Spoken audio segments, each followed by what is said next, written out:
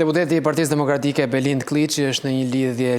online në mua në këto momente. Zoti Kliçi, premiera e sesionit të ri parlamentar u çel me diktatorin Enver Hoxha. Se rivjen kjo figurë tani?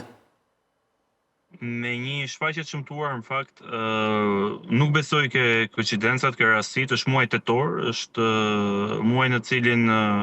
është data e lindjes e diktatorit Hoxha.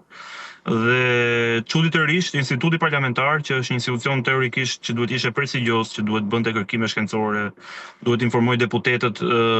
mbi risit më të fundit edhe në glob, edhe në botë, fakte historike kombëtare,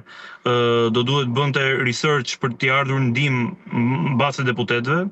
E nisi në mënyrë më të shëmtuar duke futur në buletinin e publikimit të muajit tetor të figurave kombëtare figurën e Enver Hoxhës, duke matur kështu pulsin le të themi fillimisht të deputetëve opozitarë dhe të Parlamentit të Shqipërisë dhe të Kuvendit. Më vjen mirë që ditën e djeshme dua ta them të vërtetën, ka patur një reflektim dhe një kërkesë ndjesë publike nga ana e kreut të Kuvendit, nga ana e Niko Peleshit. Më vjen mirë që materiali është tërhequr, pra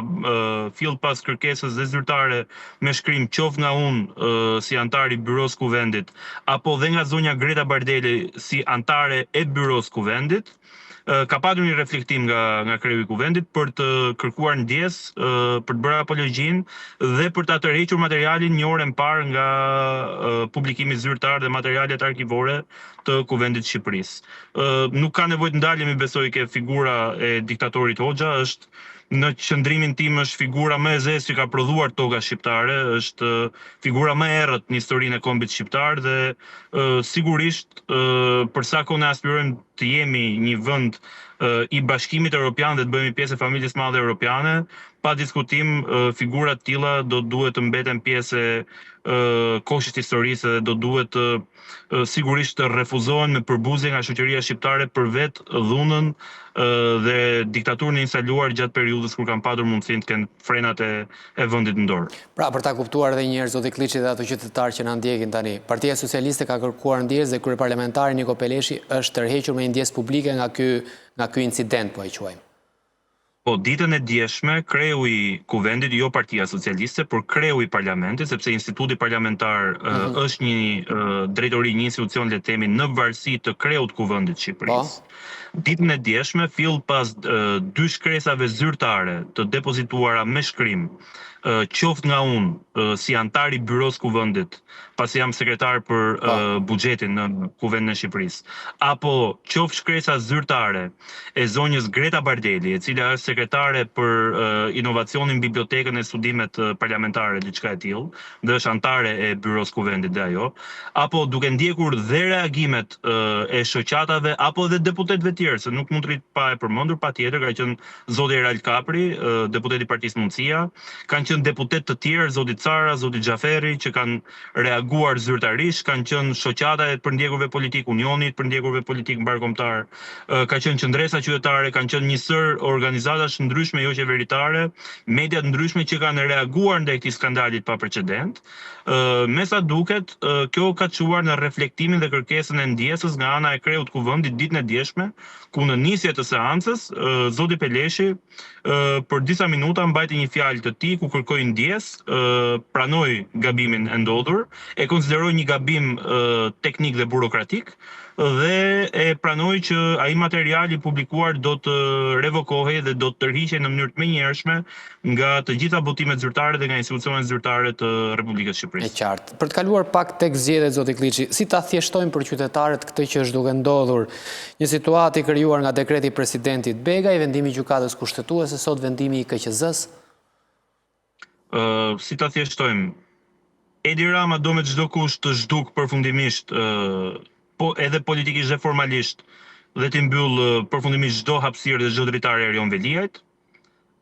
Noteri që ka çuar në presidencë Edi Rama, kapteri Bajram Begaj, është një figurinë qesharake tashmë me aktin dhe dekretin antikushtetues që prodhoi. E njoftuam që ditën e parë kur kjo doli. Vetëm një dyshe e tillë, një kombinim i tillë Rama Begaj mund ta fuste vendin në një kolaps të tillë, në një ngërç të tillë zgjedhor, në një situatë pa precedent, ku për herë të parë është rrëzuar si antikushtetues një dekret i Presidentit të Republikës për shpalljen e zgjedhjeve në një bashki të vendit, siç është rasti i Tiranës. Që ditën e parë, edhe pse ju po flisni me personin që ka udhëhequr aksione protestave për 44 javë, për mbi 10 muaj, para institucionit Bashkisë Tiranë apo institucionit 5D, siç e kemi konsideruar, ku kemi kërkuar dorëheqjen e menjëhershme të Erion Veliajt dhe zgjedhjet e parakohshme në Tiranë,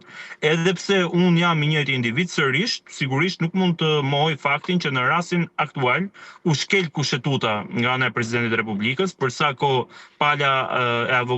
avokatërve mbrojtës të Erion Veliajt e ankimuan vendimin e Këshillit të Ministrave në gjykatë kushtetuese,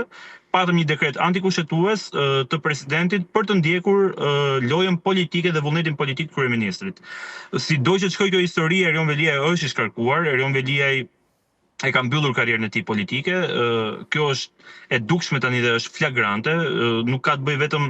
rëndesa e akuzave të tij, 14 akuzat që janë për korrupsion edhe për afera korruptive,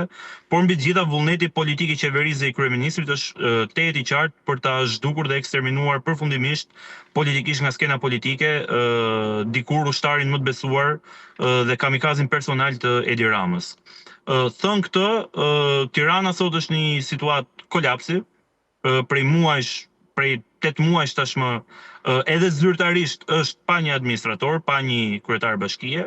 Qyteti është më i ndotur se kurrë. Unë aktualisht që flasim, jam në një aktivitet, një takim live në njësinë numër 9, ku kemi nisur punën terren, takimet e strukturave. E gjej terrenin, e gjej situatën kudo në rrugë më keq se kurrë për sa i përket ndotjes, mbeturinave që janë prezente kudo, një trafik i rënduar, një kaos në qytet, një zhurmë akustike e paimagjinueshme dhe një ajër i ndotur kudo ku mund të lëvizësh. Sigurisht kandidatura e Partisë Demokratike, e mbështetur nga Partia Demokratike dhe gjithë opozita, në fakt, zoti Florian Binaj, do të jetë në gjykimin tim një zgjidhje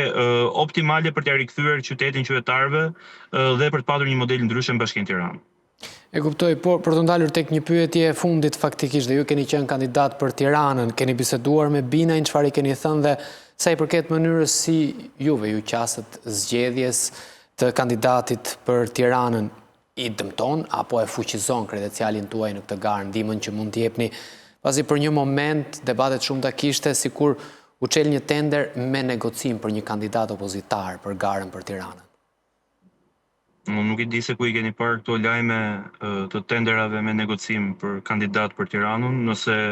i keni parë në të njëjtat media që publikonin dokumentar se sa i bukur ishte incineratori kur s'ka incinerator në Tiranë dhe i bënin fresk për shkak të milionave që merrnin qeverisë, me siguri këtë lajm keni parë, por e vërteta është krejt ndryshe. Unë me zotin Binaj nuk jam takuar, që t'jeni i qartë. Nuk kam komunikuar fare, as e kam uruar, as më ka kontaktuar, sepse ai ka qenë një propozim i vetë shpallur, pra është vetë shpallur kandidat, i pavarur. Ne kemi patur një vendimarrje si parti politike për ta mbështetur zyrtarisht zotin Binaj, e vlerësoj si personalitet, e vlerësoj si personazh, si një qytetar. Kam patur mundësinë të jem së bashku me të në një protestë organizuar, të iniciuar prej tij në fakt një vit më parë për profesionet e lira, së bashku me parti tjera politike, opozitare, shoqëri civile e tjerë. Kam vlerësimin maksimal për të si një djalë i jashtëzakonshëm i mrekullueshëm, jo vetëm si një figurë publike e dashur për publikun shqiptar, dhe mendoj që është në mënyrë të pakrahasueshme superior për sa i përket integritetit dhe vlerave në raport me Ogerta Manastirliun apo me çdo kandidat që mund të vinte Partia Socialiste. Unë këtë detyrë kam, unë jam përfaqësues zyrtar i Partisë Demokratike, jam deputet i Tiranës, pa diskutim në asnjë moment nuk kam ndërmend të mohoj faktin dhe aksionin politik të Partisë Demokratike për të mbritur në këtë ditë, është fal edhe Partisë Demokratike që ndresës son protestave 44 javë para Bashkisë Tiranë, denoncimeve pafund që Tirana u çlirua nga një hajdut i rëndomt, siç është ish-kryeji i Bashkisë Tiranë. Kështu që ne jemi aty ku na takon terren, duke bërë detyrën dhe duke mbështetur një kandidaturë që është atipike për mënyrën dhe profilin se si po garon këtë radhë, por që sigurisht në mënyrë të pakrahasueshme superiore ndaj Ogerta Manastirliut. E qartë, zoti Klliçi, faleminderit me krah të lehta. Faleminderit juve, mbrëmje të këndshme.